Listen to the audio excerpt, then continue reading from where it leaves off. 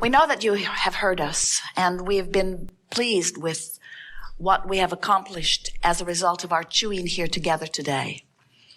The emphasis that we have been offering, and we can feel that many of you have moved closer in understanding who you are. The emphasis that we've been offering here today is about acknowledging that the stream of well-being is flowing mightily, and that it has your best interests and everything that you want in stream, in mind, at heart. And as you begin to focus upon the stream and its meaning and how it got there and your relationship with it, and you begin to pay attention exclusively to how you feel, which is everything about your relationship with the stream, in far greater ease than you have previously imagined, you're going to begin to be the receiver of so many of the things that you've been asking for. And we want for you the manifestation of those relationships and those houses and those experiences. And most of all, we want for you the manifestation of the realization of who you really are. We want you to start being happy in the stream. We want you to begin to feel the exhilaration of life that you felt when you made the decision to come forth. And as you get fixated on these problems you want to solve, you hold yourself longer in resistance to the solution that is already there and has been there for a very long time. You're going to get so good at just turning and turning and turning and turning that you will find solutions before problems have even manifested, and you will not even know you had a problem because the solution will get there simultaneously with the problem. Do you know that's happening to you already? Potential problems are being diverted by your attention to feeling good. And so, as we acknowledge what's in your vibrational escrow, we are thrilled. In fact, you give us the opportunity to live it, and it is a delicious place to be out there on your leading edge. But there is nothing that thrills us more than watching you in the moment make the deliberate intention to stop the resistance and begin slightly turning. Because that's where all of your power is. Right now, in this moment, right now. Oh, the stream will carry you, and it's good. We've seen it, it is. But all of your power is right now in the decision to feel worse or better, worse or better. And as you begin to apply that power, the well-being that has been lined up outside that door, as you begin to open it another crack and another crack and another crack, people are going to watch you, and you're going to look like the freak who's flying. To them, as they begin to see the magnificent things that they know you've been wanting begin to stream into your experience, they're going to say, how is it that you do that? And you will then stand in the same humorous stance that we are standing as you smile and begin to explain to them, well, you see, there's this stream. And you can point this way or this way, and I just figured out how to stop pointing that way, which meant I pointed that way, and then all the good stuff came. And then they'll say, what?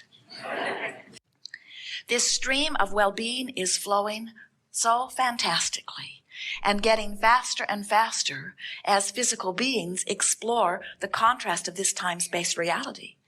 And as you understand that that stream is flowing and you begin to point your thoughts toward relaxing more and letting the stream take you, toward feeling your worthiness, feeling your well-beingness, feeling your at oneness, and allowing yourself to go with this natural flow, which must inevitably take you to the culmination, the temporary culmination, because the stream continues to flow.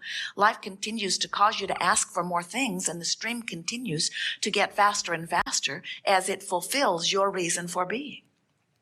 You get yourself holding to the bottom of the stream or pointed in opposition to the stream in your virtue, in your valiance, in your determination to do what's right. And that stream who does not slow down, that stream that cannot slow down, that stream just beats you up. And then you say, I must be doing something wrong. We say, let go of the rocks and go with the flow. Stop beating the drum of justification. Stop beating the drum of rationalization. Stop beating the drum of what's wrong with this situation. Stop being protective. Stop being resistant to the stream of well-being and ride the ride of your life the ride that is the culmination of all of your lives. Let yourself go with the flow of who you really are. We've written a book that has the best title, we believe, of any book ever written, because it speaks to the eternal nature of your being. And the book title is Ask and It Is Given. And now we would like to expand that book title in an even more exaggerated, precise form to say, not only when you ask is it given, but when the physical part of you asks for something, the non-physical part of you becomes it. How's that? Not only is it given, the larger part of you already is it, begins offering the vibration of it, and begins in that moment, or better said, continues to call you to the vibrational escrow that you have been creating even before you got here in this physical body, that just has expanded as a result of what you have just lived here in this physical body. The expanded version of you is always calling you. And when you go, or when you point in the direction of going, you feel good. When you really go with that expanded version, you feel passion. You feel exhilaration. You feel enthusiasm for life. When you turn in opposition to that, when you keep beating the drum of where you are or where you've been, when you keep justifying why you want to be over there by pointing out that you're over here, as you're pointed in opposition to that, you don't feel so good. In other words, when you go with that flow, that is source energy, and that is the expanded version of you, you really, really feel it. Can you imagine going down to the river's edge, a very fast-moving river, with your canoe or rowboat or raft, and as you put your boat into the water with your oars in it, you deliberately turn it upstream and begin paddling. Now, whether you believe it or not, we have to tell you that most humans do exactly that. You get in the stream, you point upstream, and you start paddling very hard against the current, trying to make headway against the current. And we say to you, why not turn your boat with the current? And humans say, in a variety of different explanations, but Abraham, that just seems lazy. And we say, but how long can you keep this up? And you say, I don't know, I'm still working on it. And then we say, but just let go of the oars and let the current just carry you. And then you say, everyone I know is paddling upstream. It's just what we do. Our trophies and monuments are given to those who learn to paddle best against the current. And we say, but how long can you keep that up? And you say, I don't know, I'm still working on it. I'll let you know. But for now, I've developed some really good muscles and some really good techniques. And I use others who are suffering equally as measurement to know how well I'm doing. And I have to tell you, I'm holding my own. It's hard. It's hard, Abraham, but I know that it is worth it. It's worth it because all of the trophies and all of the rewards are offered for those who struggle. Those who turn and go with the flow, they are not given any rewards. They are just seen as lazy, ne'er-do-wells. And I have heard that there are many more rewards after I die. So I'm willing to endure the discomfort. And we say, but how long can you keep that up? And we want to say to you, you may keep it up all of the days of this life, but when you croak, you no longer keep it up. When you croak, you go with the flow.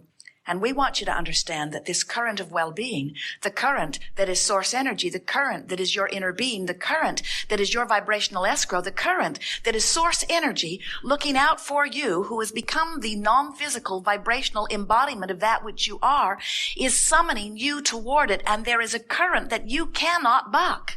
And when you try to, you get beat up by the current.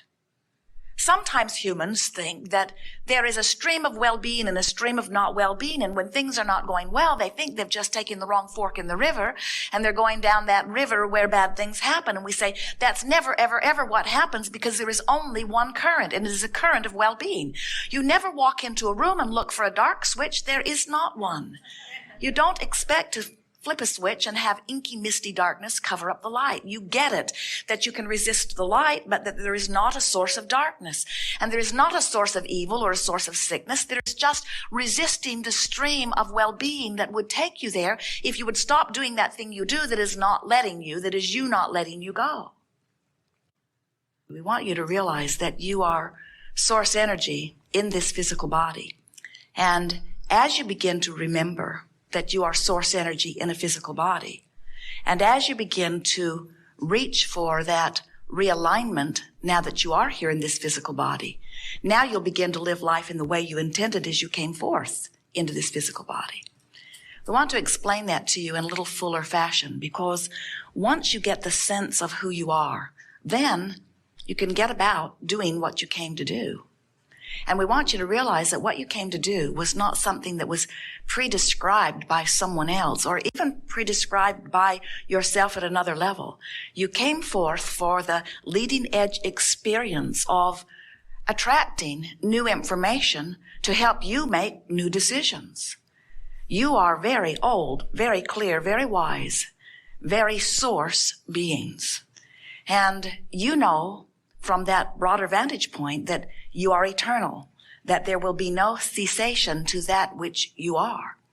And so you continue to approach life from that eternal stance, from that understanding that you'll never get it done and that you cannot get it wrong, but that it is extremely exhilarating to live life. From your broader vantage point, we're talking about the non-physical part of you, the inner being part of you, or the soul part of you, or the God force part of you. You know that there is no ending to that which you are. And you also know, because there is no ending, in other words, that's why the name eternal fits so well. You cannot be finished and be eternal at the same time. Eternal means continuing and expanding. So from that broader non-physical perspective, you not only know that you are eternal, but you joyously continue to project yourself into situations where new desires can be born. You so understand the eternal nature of all that is. So as you made the decision to come forth from non-physical into this physical body, you knew that there would be variety, contrast, a lot to choose from, and you knew that from your vantage point of self, which everyone has, that you would come to clear conclusions of that which would be of the greatest benefit to self.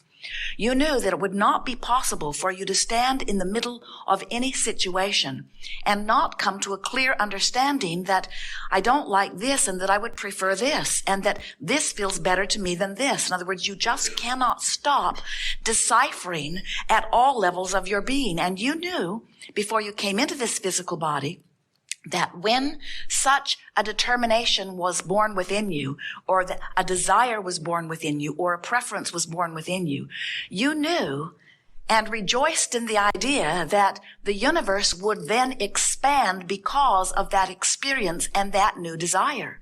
You also knew that the larger part of you would become that new idea. Now, this is something that we do not think that many of our physical friends, even leading edge friends like you, fully understand. Most humans don't get it, that you were our source energy before you came into this physical body, and that now that you are in this physical body, your environment is calling more desire from you. And that when that happens, source immediately becomes the vibrational essence of that new idea.